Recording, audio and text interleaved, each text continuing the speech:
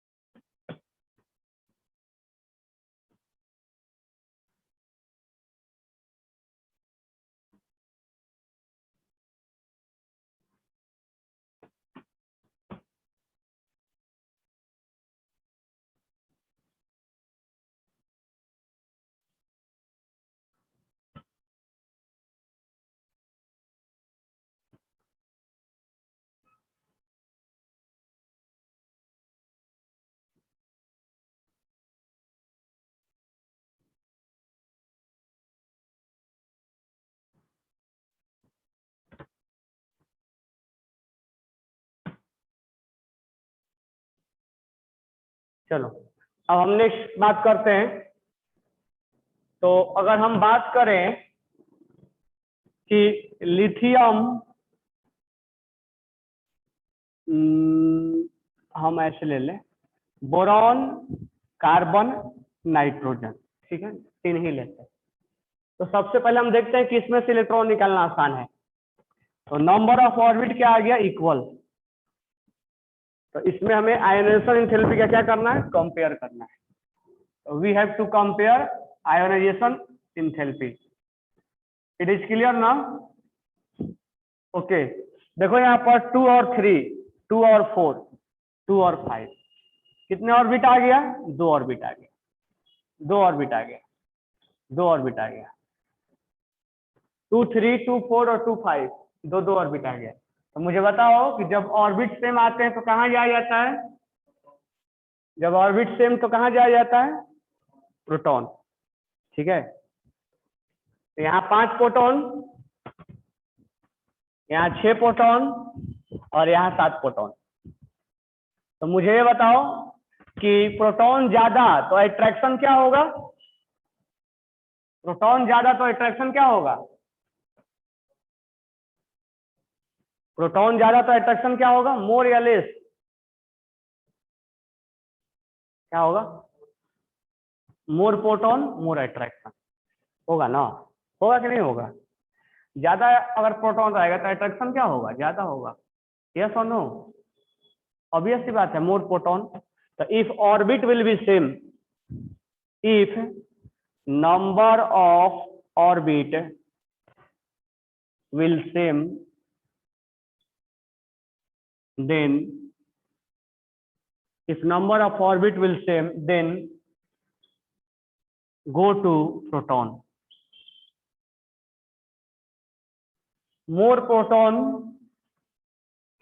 more proton, more force of attraction. More proton, more force of attraction.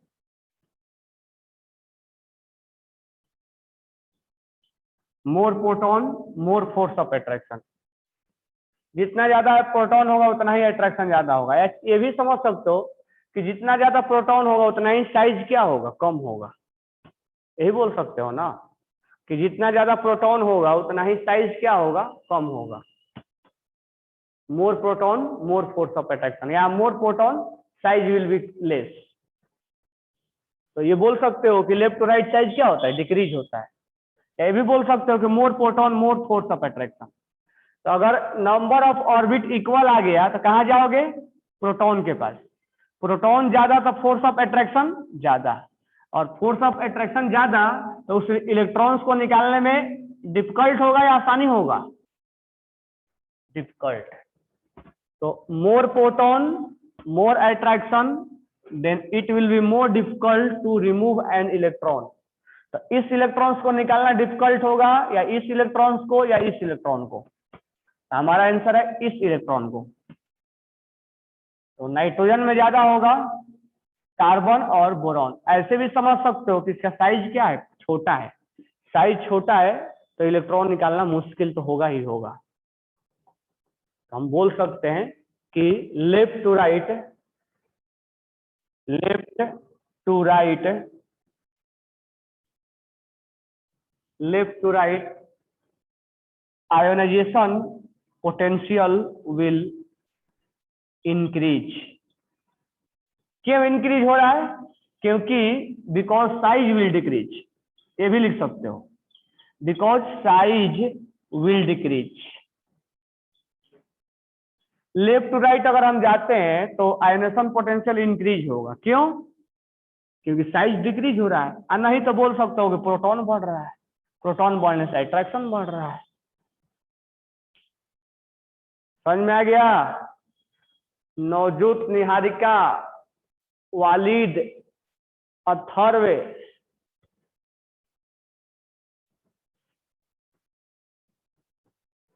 Bardia, Siya माली, रोहन,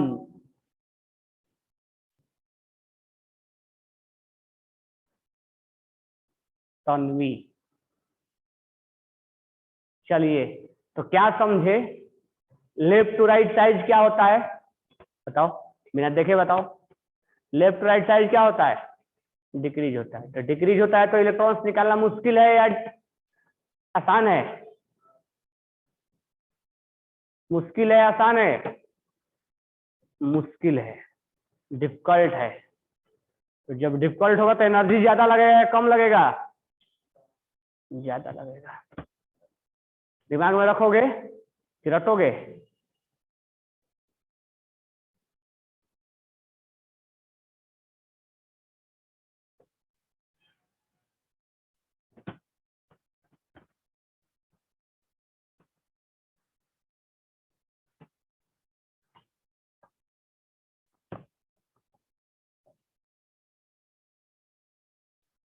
तो left to right size क्या होता है, decrease. Left to right size क्या होगा, तो electrons को निकालना डिफिकल्ट होगा या इजी होगा, डिफिकल्ट. तो left to right ionisation potential क्या होगा, इंक्रीज होगा, होगा ना. और टॉप टू बॉटम क्या होगा, रट लिए, टॉप टू बॉटम क्या होगा, इंक्रीज. आयनेशन एंथैल्पी क्या होगा, इंक्रीज. कहां पढ़े थे, कहां पढ़े थे,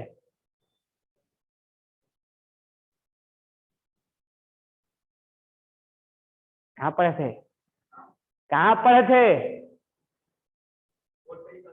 क्या लिखा था, लिखा था देखो तो, पढ़ो तो.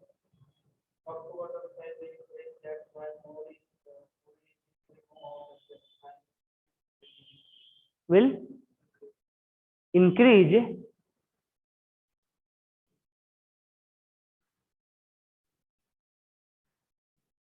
Top to bottom ionisation enthalpy क्या होगा, top to bottom ionisation enthalpy क्या होगा, डिक्रीज. और लेफ्ट टू राइट इंक्रीज. सबको दिमाग में आ गया. तो top to bottom ionisation enthalpy क्या होगा,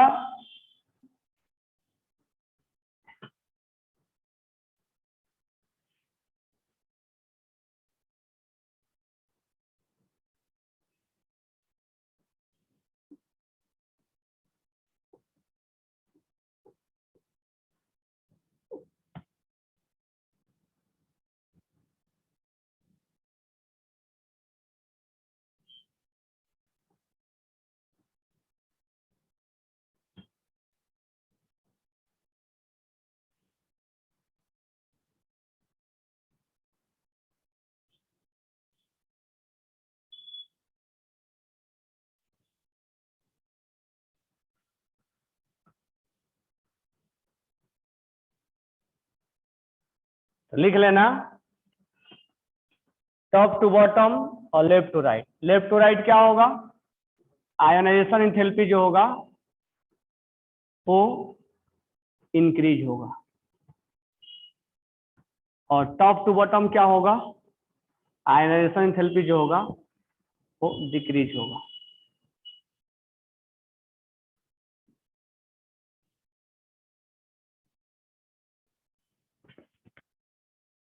आवाज आ रही है ना सबको?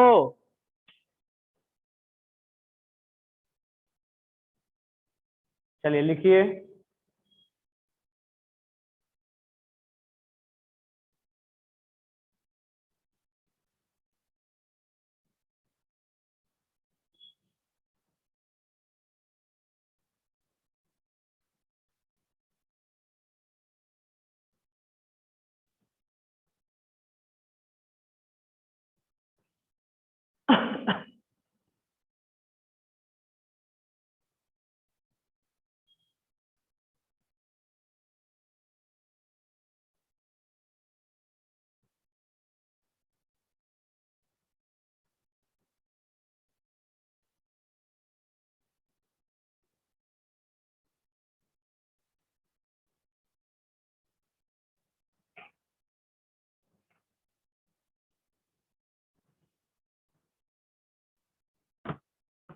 अब नेक्स्ट देखते हैं।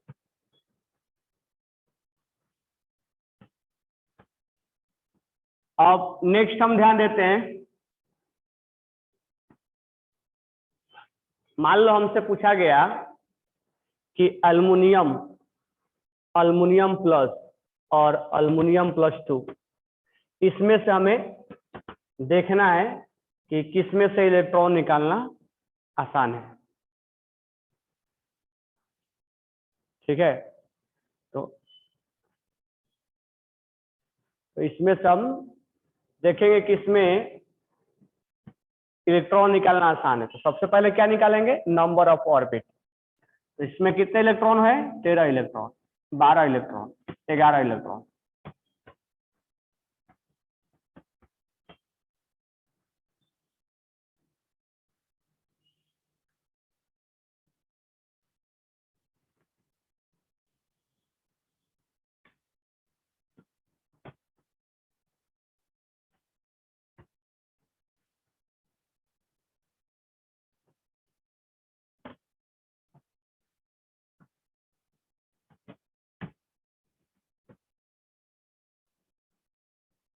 अब ध्यान दो, यहाँ पर 3 ऑर्बिट, यहाँ पर 2 ऑर्बिट, यहाँ पर 1 ऑर्बिट, ऑर्बिट आर सेम। हम कहाँ जाएंगे, प्रोटॉन के पास। कहाँ जाएंगे, प्रोटॉन के पास। If orbit will be equal then go to proton. Now we have to check proton. In aluminium 13 proton, aluminum plus has 13 proton and aluminum plus 2 has also 13 proton. Now proton will be equal, then we have to go outer shell electron, outer shell yani valence shell electron,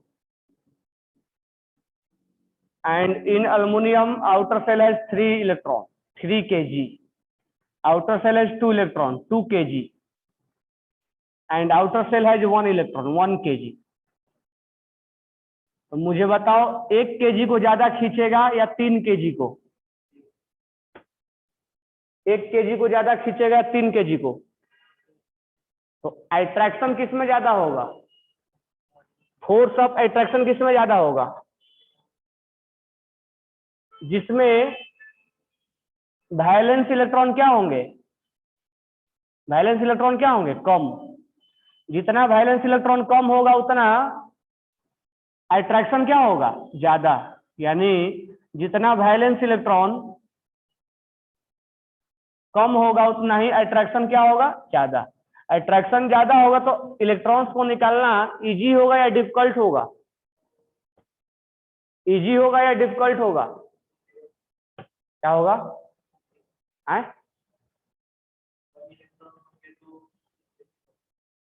तो valence electron अगर कम है तो attraction क्या होगा, ज्यादा।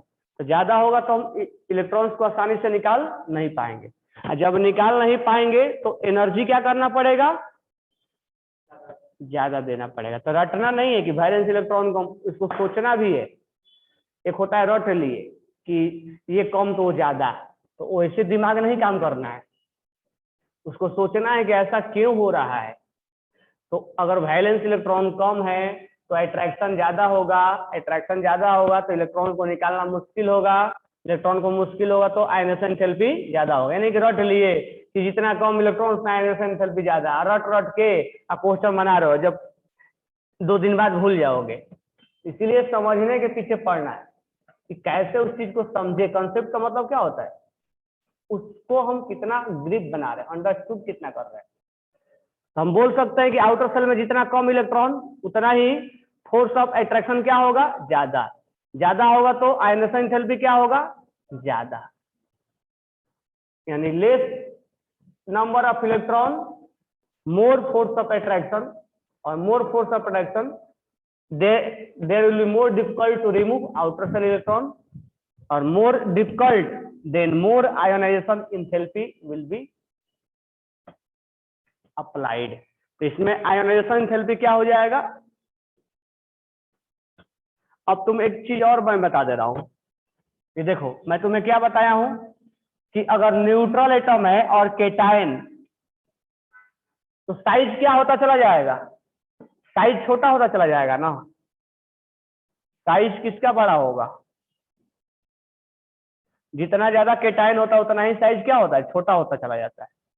तो छोटे size में से इलेक्ट्रॉन निकालना डिफिकल्ट होगा, इसीलिए आयनेशन एंथैल्पी किसका ज्यादा होगा।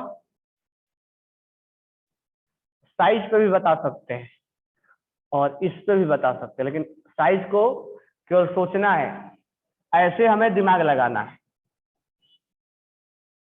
जिसका साइज कम उसका आयनेशन एंथैल्पी ज्यादा।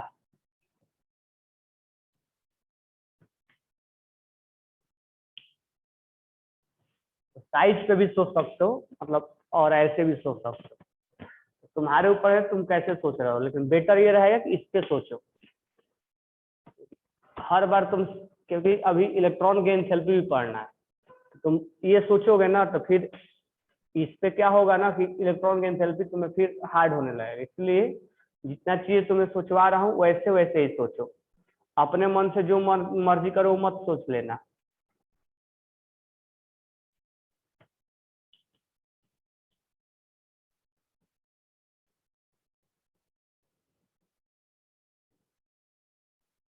कई कई समझ लो।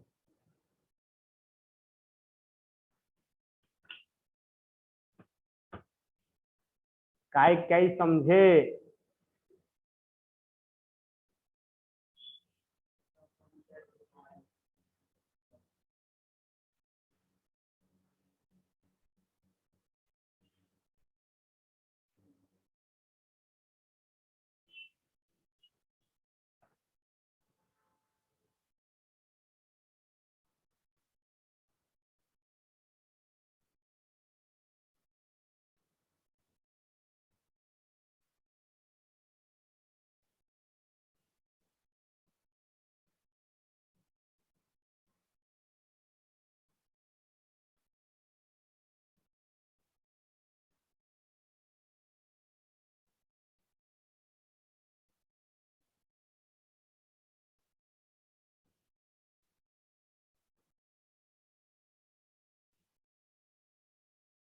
सब समझ में आ गया सबको।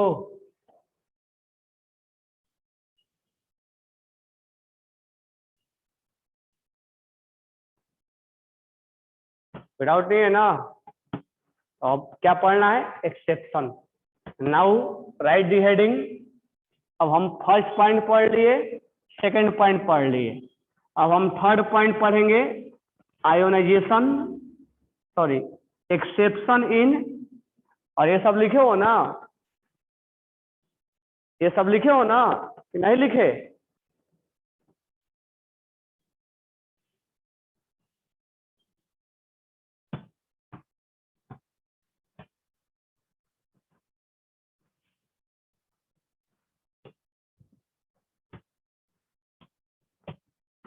नहीं लिखोगे तो रटोगे, क्या करोगे फिर बाद में बोलोगे सर एक बार फिर सर फोड़ देंगे तुम्हारा, क्योंकि इतना आसान आसान से बताया, इतना समझा समझा के बताया, फिर जहाँ बोले सर वो तो भूल गए पॉइंट क्या बोले थे आप, लेकिन तुम लिखते नहीं हो पूरा।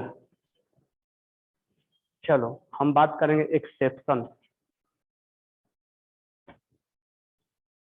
क्या बात करेंगे? तो मुझे सबसे पहला पॉइंट बताओ।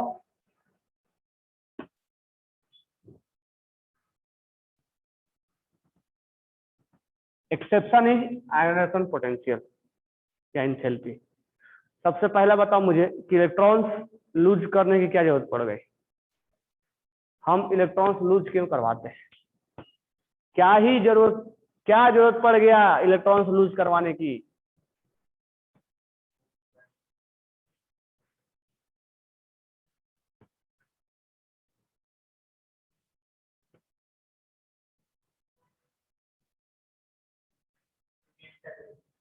आए?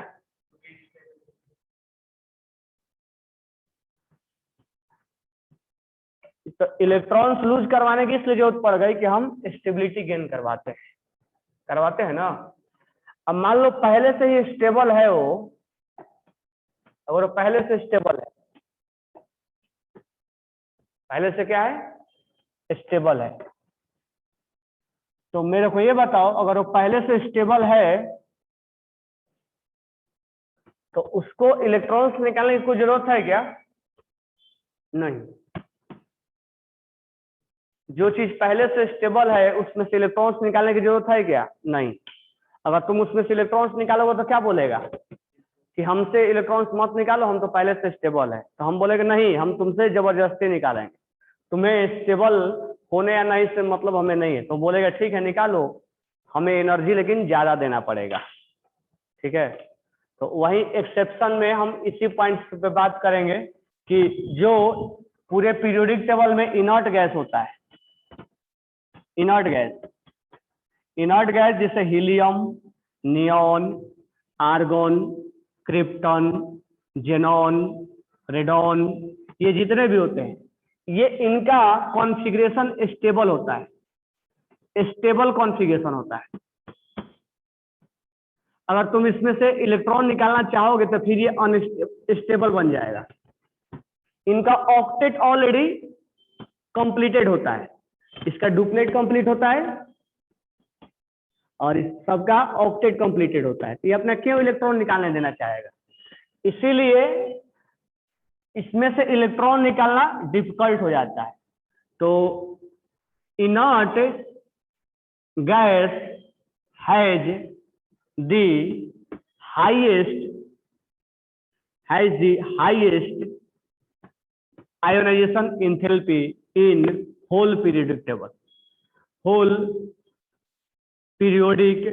टेबल। यानी जितने भी पीरियोडिक टेबल का एलिमेंट है उनमें से सबसे ज्यादा इनर्ट गैस का होता है। जैसे अगर मान लो क्वेश्चन में आया, ए ऑप्शन में आया कैल्शियम, बी में आया पोटेशियम, सी में आया कार्बन और डी में आया नियॉन, तो बिना सोचे समझे हम बोल देंगे कि नियॉन का सबसे ज्यादा हो, कोई कंपेयर नहीं होगा, क्योंकि ये सब यहाँ पर किंग, ये सब प्रजा है और ये है किंग।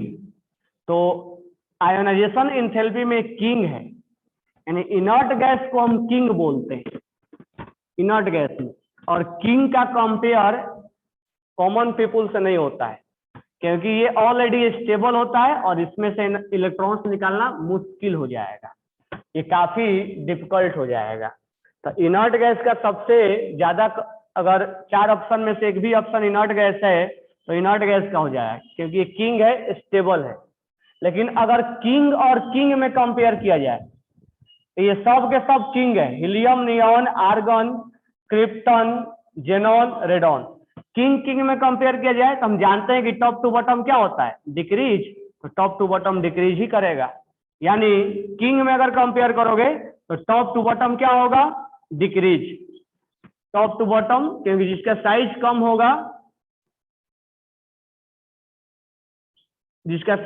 होगा, वो क्या होगा? जिसका साइज कम होगा उसमें से एनर्जी, ये सब किंग है। तो किंग का कंपेयर किंग से करा सकते हैं, लेकिन किंग का कंपेयर कॉमन पीपुल से नहीं करा सकते हैं। और वो किंग कौन है? नियॉन। तो बिना देखे सोचे समझे बोल देंगे ये इनर्ट गैस है। तो इनर्ट गैस है highest ionisation potential in whole periodic table. ऐसा क्यों? क्योंकि उसका कॉन्फ़िगरेशन क्या होता है? स्टेबल होता है, ऑक्टेट कंप्लीटेड होते हैं, ठीक है, फुलफिल्ड कॉन्फ़िगरेशन बोलते हैं। अब मालूम है ना कॉन्फ़िगरेशन क्या होता है? NH2NP6 पूरा भरा होता है, फुलफिल्ड कॉन्फ़िगरेशन, फुलफिल्ड कॉन्फ़िगरेशन। तो इनर्ट गैस का फुलफिल्ड कॉन्फ़िगरेशन होता है, स्टेबल कॉन्फ़िगरेशन होता है, इसीलिए सबसे ज्यादा जो हो जाएगा वो हीलियम का हो जाएगा। मतलब एक तो इनर्ट गैस का तो होता ही है बाकी से, तो बाकी से हमें इनर्ट गैस से तो कंपेयर करना नहीं है, क्योंकि सब में क्या है? ये किंग है। तो inert gas is a king. Inert gas क्या है? किंग है।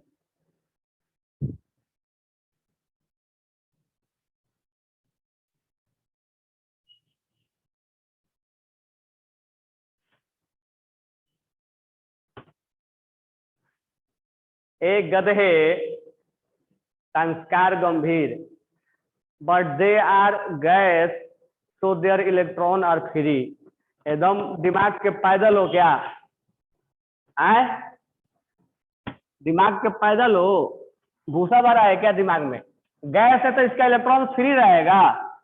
गधे, मान लो नियॉन है तो इसके इलेक्ट्रॉन्स ये फ्री होंगे, इधर उधर घूमेंगे। गैस के अंदर एक एटम दूसरे एटम से दूर दूर होता है, एटम दूर दूर होता है, इलेक्ट्रॉन्स दूर दूर नहीं होता है। गैस के अंदर एटम के बीच में फोर्स ऑफ अट्रैक्शन कम होता है, एटम और एटम के बीच में डिस्टेंस होता है, नहीं कि इलेक्ट्रॉन्स आजाद होकर घूमता रहेगा। गैस के अंदर इलेक्ट्रॉन्स आजाद होकर घूमता रहेगा क्या? उसके अंदर ऑर्बिट में नहीं घूमता है क्या? ये इलेक्ट्रॉन्स इसके ऑर्बिट में चक्कर नहीं लगाएंगे? इसके ऑर्बिट में चक्कर नहीं लगाएंगे, घूमेगा इधर उधर। वो इसके पास प्रोटॉन नहीं है क्या कि अट्रैक्शन में घूमेगा? एक एटम से दूसरे एटम के बीच में डिस्टेंस होता है। गैस है तो इसलिए इलेक्ट्रॉन फ्री रहेंगे। ये कहां से तुम पढ़ लिए थे कि गैस अगर होगा तो इलेक्ट्रॉन फ्री रहेगा? वाह, तो इलेक्ट्रॉन्स गैस, तब तो ये हवा में इलेक्ट्रॉन्स तैरता हुआ नजर आना चाहिए, क्योंकि हवा में ऑक्सीजन गैस है, हवा में नाइट्रोजन गैस है, तो इलेक्ट्रॉन तो तैर रहा होगा हमें आसपास, इलेक्ट्रॉन तैरता हुआ नजर आना चाहिए। हवा में देखो तो इलेक्ट्रॉन तैर रहा है कि नहीं तैर रहा है? तुम्हारी कुछ ज्यादा ही नहीं सोच लिए, जंबल हो गया था, ज्यादा ही सोच रहे हो, कुछ क्या कुछ बना दे रहे हो। जो भी सीखना है वो भी इधर से उधर गड़बड़ गड़बड़ करोगे।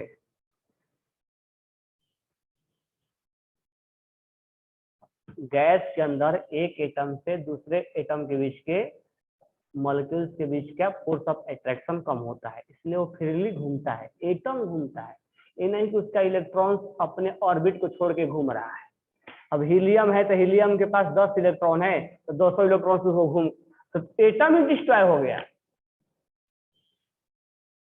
अब हमारे घर में 10 लोग हैं और 2 लोग एक ऑर्बिट में घूम रहे हैं, 2 लोग 8 लोग दूसरे ऑर्बिट में घूम रहे हैं, तो हम बोलेंगे कि वो गैसियस स्टेट में आने के बाद वो फ्री हो जाएंगे, मतलब घर से भाग जाएंगे। जब घर से भाग जाएंगे तो घर में कोई बचेगा ही नहीं, फिर वो घर ही डिस्ट्रॉय हो जाएगा। एटम के अंदर मॉलिक्यूल्स दूर दूर होते हैं, नहीं कि उसके अंदर इलेक्ट्रॉन्स निकल के फुर।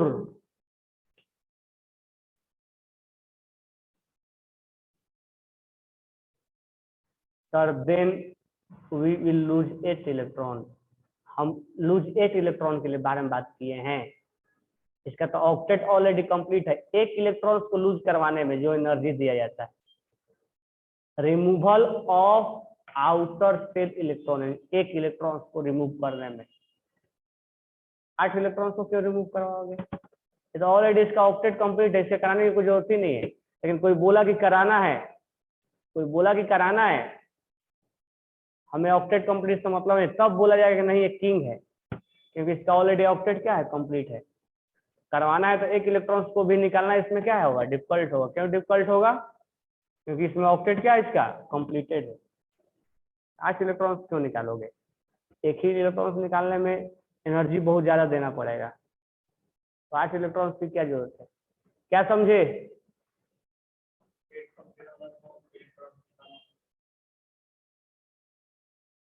सबको समझ में आया।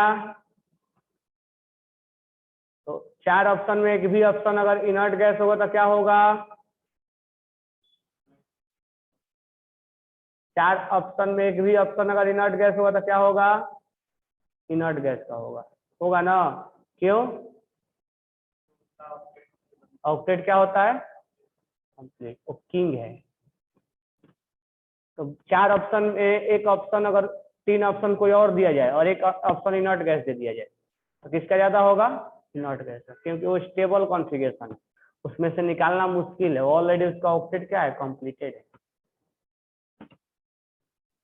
ठीक है, और ये संस्कार गंभीर की तरह मत बोल देना, इलेक्ट्रॉन्स फ्रीली घूमेंगे ना, हवा में इलेक्ट्रॉन्स तुम्हें भी तैरता हुआ नजर आएगा, देखो इलेक्ट्रॉन घूम रहा है इधर उधर। ऑक्सीजन ऑक्सीजन नहीं है, केवल इलेक्ट्रॉन ही घूम रहा है, उसका इलेक्ट्रॉन छोड़ छाड़ के उसको बाहर घूम रहा है फ्रीली।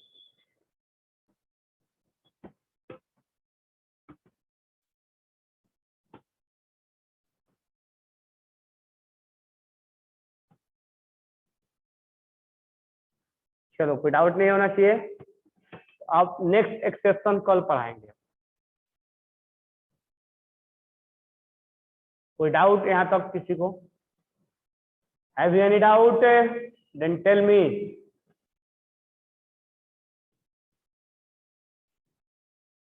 अब कुछ इतना ज्यादा मत सोच लेना गंभीर की उसी में सब जम्बल हो जाए, इलेक्ट्रॉन्स उड़ा दो उसी में से, लोग घुस गए उसी में, इलेक्ट्रॉन्स उड़ गया गैस में से। मेन चीजें सोचना है हमें, इन्हें कि इलेक्ट्रॉन्स घूमता हुआ नजर आ रहा है तो घूम छोड़ के बाहर जाएगा, छोड़ के कैसे बाहर जाएगा। चलो कल हम आगे इसके आगे टीच करेंगे, ठीक है, अच्छे से एग्जाम दो, बेस्ट ऑफ लक। कैसे हो गई।